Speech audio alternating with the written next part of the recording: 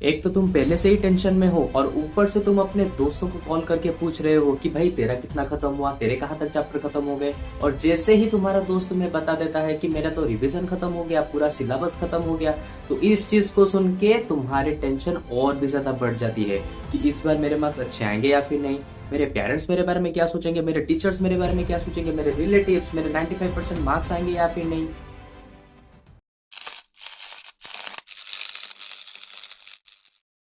So hello students, मैं हूं राकेश और तुम सभी लोग देख रहे हो लिमिट्स एजुकेशन चैनल।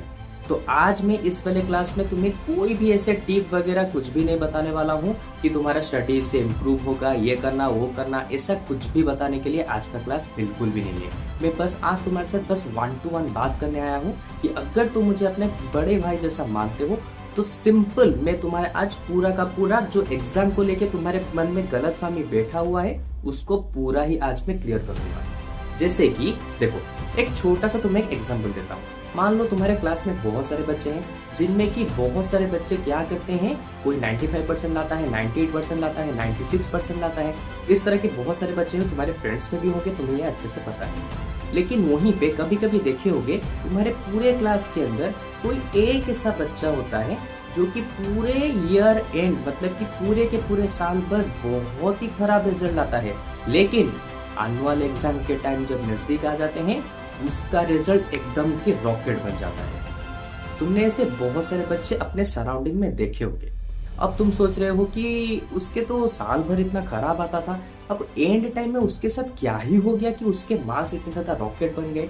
तो इसमें कुछ भी चौंकाने की बात नहीं है, ये बस है उसका माइंडसेट जो कि तुम्हें इम्प्रूव करना है। जो माइंडसेट अगर तुम्हारे अंदर आ गया तो तुम भी इस तरह के किसी भी एग्जाम को बहुत ही अच्छे से क्लियर कर सकते हो और बहुत ही अच्छे मार्क्स के साथ क्लियर कर सकते हो। तो ये बिल्कुल ही सोचना छोड़ दो कि उसको कोई भी मंत्र मिल गया होगा, कोई मैजिक आ गया होगा, इस तरह से उसने मतलब कि पूरा का पूरा रॉकेट बन गया उसका मार्क। ऐसा कुछ भी नहीं है, सिर्फ और सिर्फ उसके मेहनत के ऊपर, उसके माइंडसेट के ऊपर डिपेंड करता है। और ये मतलब कि तुम देखे हो कि वो जो बच्चे होते हैं जो अचानक से उठ जाते हैं, रॉकेट के जैसा मार्क्स लाते हैं, उनको अगर पूछोगे तो तुम्हें अच्छे से पता चलेगा उनके माइंड में ऐसा कुछ भी नहीं होता कि वो बिल्कुल भी नहीं सोचते कि मेरा रिजल्ट क्या होगा, मेरे पेरेंट्स क्या सोचेंगे, मेरे रिलेटिव्स क्या सोचेंगे। अरे भाई, रिजल्ट किसका है? तुम्हारा है ना। तो फिर तुम इतना क्यों सोच रहे हो कि तुम्हारे रिलेटिव्स क्या सोचेंगे, तुम्हारे पेरेंट्स क्या सोचेंगे। अब तुम मुझे ये बोलोगे कि सर मतलब कि भैया कि हमारे पेरेंट्स को हमसे बहुत ज़्यादा एक्सपेक्टेशन है कि अगर रिजल्ट खराब आ गया तो मैं उनके साथ नजरें नहीं मिला पाऊंगा।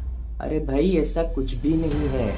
तुम्हारे पेरेंट्स बस तुमसे इतना चाहते हैं कि तुम बस मेहनत करना सीख जाओ, कुछ भी हो मेहनत करना सीख जाओ। एंड में रिजल्ट तुम्हें कुछ भी मिले, चाहे वो 70 आए, 80 आए, 90 आए, कुछ भी आए, क्या तुमने अपना 100% दिया है पढ़ाई करने में? अगर तुमने अपना पूरा जी तोड़ मेहनत किया है, 100% दिया है पढ़ाई में, तो वहां पे तुम्हें 70-80% आ जाए तो भी कुछ फर्क नहीं पड़ता, क्योंकि तुम्हारे पेरेंट्स एट द एंड सिर्फ क्या देखेंगे?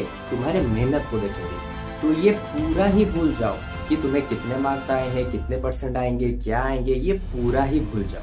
टॉपर कभी भी वो नहीं होता जो कि हर वक्त हर एग्जाम में 90%, 98%, 97% इस तरह से मार्क्स लेते आ रहा है। टॉपर हमेशा वही होता है जो कि बहुत ज्यादा, यानी कि उसका माइंड उसे बोल रहा होगा कि नहीं नहीं आज पढ़ाई नहीं करना, मुझसे नहीं होगा, नहीं हो पा रहा है मुझसे पढ़ाई, लेकिन वहीं पे वो अपने माइंड के अगेंस्ट जाके पढ़ाई करता है और अच्छे से अच्छे मार्क्स लाने की कोशिश करता है। क्योंकि जैसा कि मैं ऑलरेडी बता चुका हूँ, एट द एंड तुम्हारा मेहनत देखा जाएगा कि तुमने कितना मेहनत किया है उस मार्क्स को अचीव करने के लिए।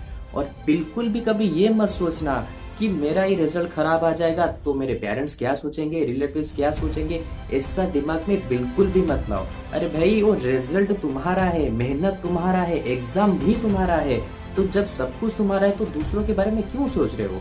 तुम्हारे पेरेंट्स भी बस तुम देखेंगे कि तुम दिन रात बैठ के पढ़ाई कर रहे हो, ये कर रहे हो, वो कर रहे हो, देखेंगे तो उससे क्या होगा? तुम्हारे पेरेंट्स को भी कॉन्फिडेंस आ जाएगा कि मेरे बच्चे ने जितने भी मार्क्स लाए हैं उसके खुद के दम के ऊपर लाए हैं। तो हमेशा ये चीज अपने दिमाग में डालो, अपने मेहनत पे ध्यान दो, अपने माइंड के अगेंस्ट जाके पढ़ाई करो। अगर तुम्हारा माइंड बोला कि नहीं आज बस 3 घंटे पढ़ाई करना है तो उसको डबल करो कि नहीं आज मैं 6 घंटे से पहले उठूंगा ही नहीं। इस तरह का माइंडसेट अगर रखोगे तो मैं तुम्हें गारंटी देता हूँ कि तुम्हारे एग्जाम इस बार बहुत ही ज्यादा अच्छे होंगे। अगर तुम्हारा पूरा का पूरा साल अभी खत्म हो चुका है, लगभग ही खत्म हो ही चुका है, लेकिन फिर भी अगर तुम ये रिग्रेट करो कि मैंने अपना पूरा साल खत्म कर दिया, अब क्या करूं, कैसे एग्जाम करूं, इस चीज अगर तुम्हारे दिमाग में अभी आ रहा है और ये पूरा ही तुम एकदम अभी मतलब कि कॉन्फिडेंस के साथ भरे हुए हो कि नहीं अभी मुझे जो बचे हुए हैं 3 दिन 5 दिन 7 दिन 10 दिन, ये सब जो चीजें बची हुई है, ये जो 3-4 दिन अभी बचे हुए हैं, उनके अंदर तुम अगर इम्प्रूव करना चाहते हो सही में, तो यहाँ पे मैं तुम्हें एक छोटा सा साइकिल बता रहा हूँ, जिस साइकिल को तुम्हें अभी से फॉलो करना है एग्जाम खत्म होने तक। अगर एक्चुअली में तुम्हें एग्जाम में बहुत ही अच्छे मार्क्स लाने हैं, तो अगर अपने मेहनत को डबल करना है, तो इस साइकिल को अच्छे से समझो और इस साइकिल को पूरा एग्जाम खत्म होने तक तुम्हें इसे रिपीट करते रहना है हर दिन। ठीक है, तो देखो सबसे पहले रिवीजन के ऊपर तुम्हें अच्छे से ध्यान देना है। बहुत बार ऐसा होता है कि बच्चे क्या करते हैं कि नहीं मैंने कुछ चैप्टर्स को तो अभी 1-2 महीने पढ़ा है तो मुझे याद होगा, तो रिवीजन करने की जरूरत नहीं, मैं नए चैप्टर्स को लर्न करते हुए जाता हूँ। तो ये सबसे बड़ी गलती होती है। कभी भी अपने रिवीजन को स्किप मत करना, चाहे कुछ भी हो जाए। हाँ, अगर तुम्हारा क्वेश्चन आंसर अभी कुछ चैप्टर्स 1-2 चैप्टर्स बाकी है, 2-3 चैप्टर्स बाकी है, अभी तक उसे तुमने बिल्कुल भी लर्न नहीं किया, तो उस 3 चैप्टर को साइड में रखो। बाकी जो बचे हुए हैं 7-10 चैप्टर, उनको सबसे पहले रिवीजन करो, क्योंकि अगर तुम रिवीजन नहीं करोगे तो तुम अच्छे से एग्जाम में नहीं लिख पाओगे। तो ये पूरा ही ख्याली पुलाव पकाना बंद कर दो कि नहीं मैंने 1-2 महीने पहले ही इसको लर्न किया है तो अभी मुझे याद होगा ये 7-10 चैप्टर। ऐसा नहीं होता। तुम्हारा माइंड भी एग्जाम के प्रेशर के टाइम में तभी अच्छे से काम करेगा जब तुमने अपने पुराने पढ़ाई को रिवीजन किया होगा। अगर बिना रिवीजन के तुम डायरेक्ट एग्जाम में जाओगे और बस अभी के अभी या नए चैप्टर्स को लर्न करते रहोगे तो तुम्हारा एग्जाम बहुत ज्यादा खराब होंगे, ये चीज याद रखो। क्योंकि तुमने इसको रिकॉल ही नहीं किया होगा कि कौन से पेज में कौन से चैप्टर में किस चीज को तुमने पढ़ा था। तो सबसे पहले याद रखो, तुम्हें रिवीजन को खत्म करना है, चाहे कुछ भी हो जाए। जितने भी चैप्टर्स पढ़े हो उसके रिवीजन को पहले खत्म करो। उसके बाद जाके अगर 1-2 चैप्टर्स तुमने लर्न नहीं किया, उसका टाइम बचता है, तो फिर जाके देन तुम उसे लर्न कर सकते हो। लेकिन रिवीजन को बंद करके नए चैप्टर्स को लर्न करने की गलती कभी मत करना, इससे तुम्हारे एग्जाम के ऊपर बहुत ज्यादा फर्क पड़ेगा। ओके, तो ये था हमारा फर्स्ट वाला, यानी कि रिवीजन तुम्हें करना है, मतलब करना है। इसके बाद आता है नो सैंपल पेपर। यानी कि एग्जाम के टाइम में तुमने देखा होगा कि बहुत सारे बच्चे जो होते हैं वो क्या करते हैं, सैंपल पेपर वगैरह मतलब कि उसको तैयार करते हैं, उसको प्रैक्टिस करते हैं सैंपल पेपर वगैरह। तो मेरी बात अच्छे से सुनो, अगर तुमने अभी तक रिवीजन नहीं किया, कुछ चैप्टर्स लर्न करना अभी तक बाकी है, तो सैंपल पेपर को तुम्हें बिल्कुल भी प्रैक्टिस अभी नहीं करना है। इसका सबसे पहला रीजन ये है कि जैसे ही तुम सैंपल पेपर मतलब कि उसको प्रैक्टिस करने जाओगे, अगर बहुत सारे सैंपल पेपर के अंदर वो एक ऐसा सैंपल पेपर जरूर से होता है जो कि बहुत ज्यादा टफ होता है।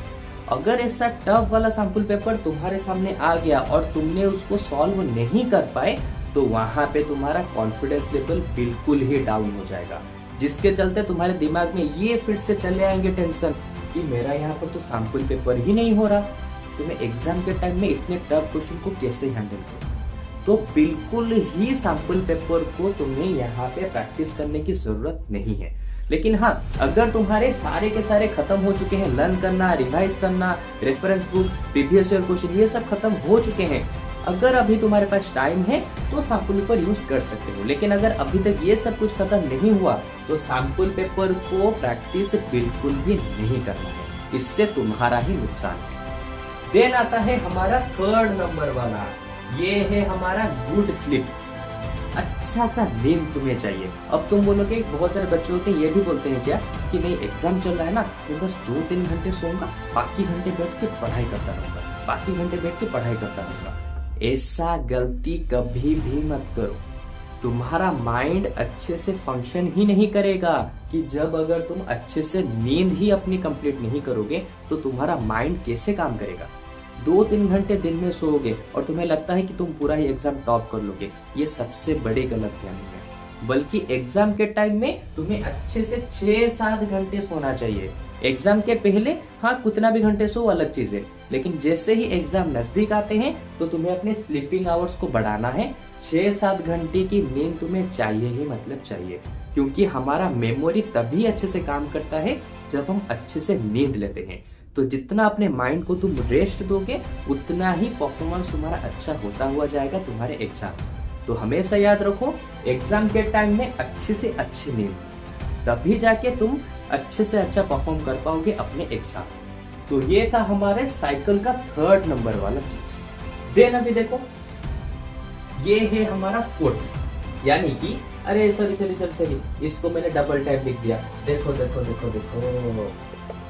गुड स्लीप के बाद आता है क्या? No friends call. इसको अच्छे से समझो। नो फ्रेंड्स कॉल यानी कि तुम्हें एग्जाम खत्म होने तक अपने दोस्तों को कॉल करके वो आमने सामने हो बिल्कुल भी नहीं पूछना है कि भाई तेरे कितने चैप्टर्स खत्म हुए, तेरा रिवीजन कितना खत्म हुआ, सैंपल पेपर क्या हुए, प्रीवियस ईयर क्वेश्चन खत्म किया या फिर नहीं। इस तरह की चीजों को तुम्हें यहाँ पे नहीं पूछना है, क्योंकि जैसे ही तुम्हारे दोस्त तुम्हें बता देंगे कि मेरा भाई तो रिवीजन खत्म हो गया, सारे प्रीवियस ईयर क्वेश्चन खत्म हो गए, सारे सैंपल पेपर्स को मैंने खत्म कर दिया, तो उस टाइम पे तुम्हारा कॉन्फिडेंस लेवल और भी डाउन होगा कि उसने तो सब कुछ खत्म कर लिया, मैंने अभी तक ये सब तो खत्म किया ही नहीं, तो अब मेरा क्या होगा, मैं क्या करूं। ये सब चीजों से दूर रहना है तो अपने दोस्तों से एग्जाम के दौरान बात करना बंद करो। अगर बात करते हो तो पढ़ाई के बारे में पूछना तो बिल्कुल ही बंद करो, क्योंकि जितना ज्यादा पढ़ाई के बारे में पूछोगे उतना ही ज्यादा तुम्हारा कॉन्फिडेंस डाउन होता जाएगा। अरे भाई एग्जाम खत्म होने के बाद दोस्तों से बात कर लेना ना, दिन भर पढ़ा है, दिन भर बात करते रहो। अभी क्या एग्जाम के टाइम में बात करना जरूरी है?